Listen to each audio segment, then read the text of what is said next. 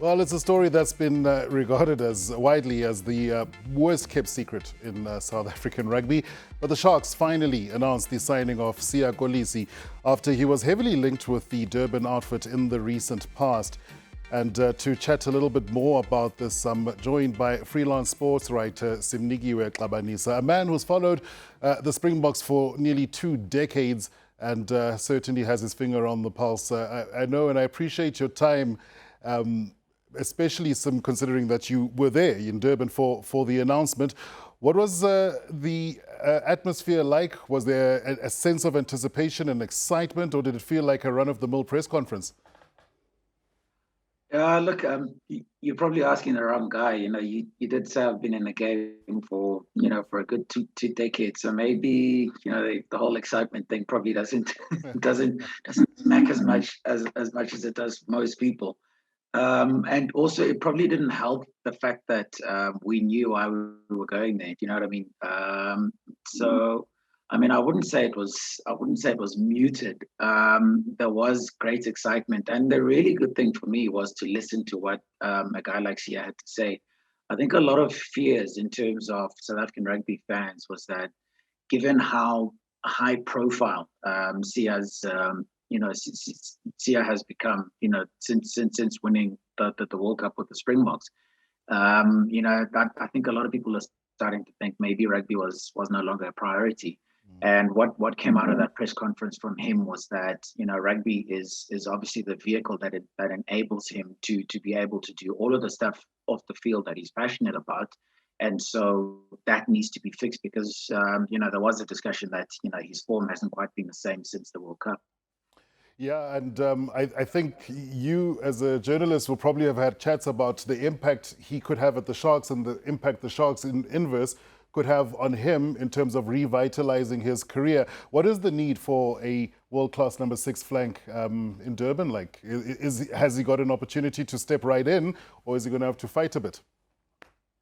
Well, that's what he said. He was talking about having to fight, for his place, having to earn the respect of his new teammates because it's a new sort of environment for him altogether. He kept talking about how it was, you know, for him it was like the first day of school, which is quite funny because he then went with the new intake of the juniors into a speech by Shark CEO Edward Coetzee about basically their whole sort of IC color sort of strategy and stuff like that. And it did feel like school because it felt like a lecture.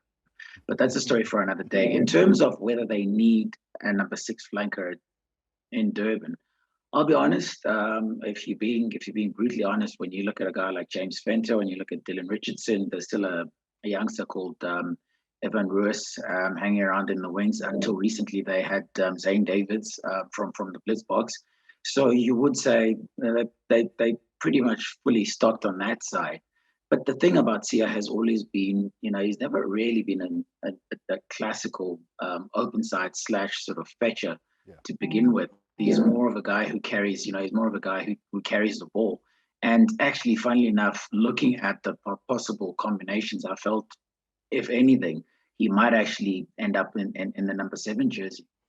Right, well, they've got a couple of ball running loose forwards there as well. And if you look at their number 8, it might just be that the type of game the Sharks play, it certainly could suit exactly that. The fact that he does love carrying the ball rather than being over it. The big thing from a rugby player's point of view that I think a lot of people never consider is what it takes to move city, to take an entire family. And he comes with a clan, which has always been wonderful about Sia and Rachel. They've got this extended family. It can't be an easy thing to do in normal times, much more so now.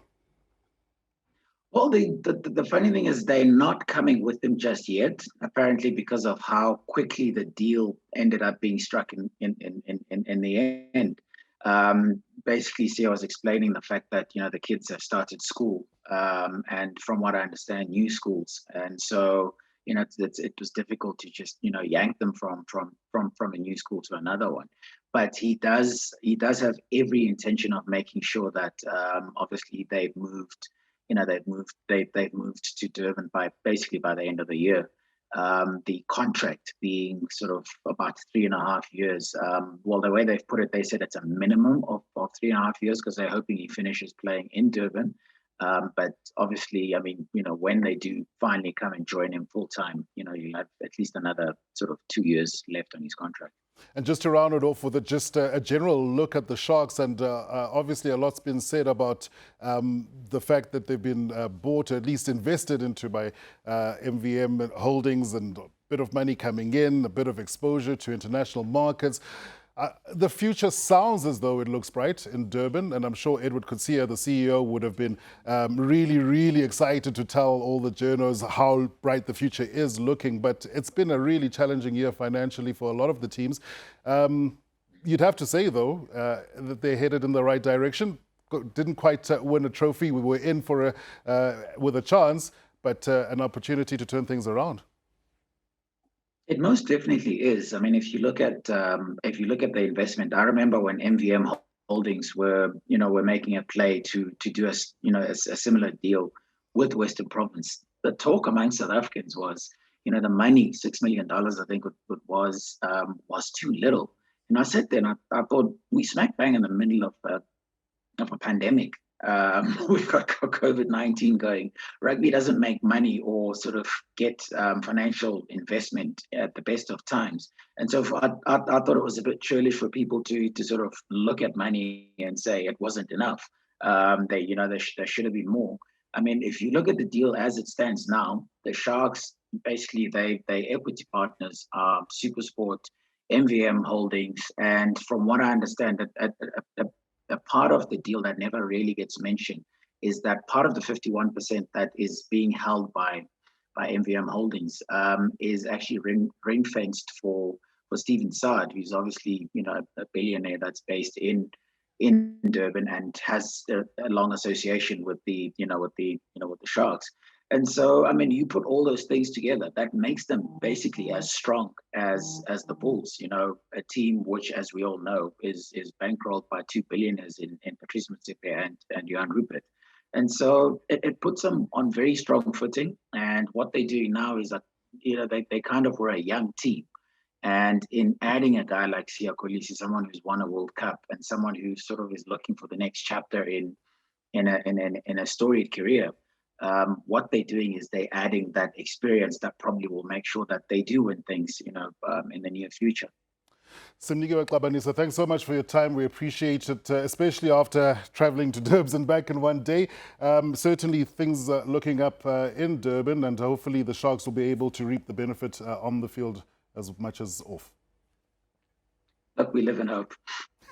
We certainly do, but it's certainly going to be wonderful for the Sharks to get hold of a commodity like Siya Kolisi.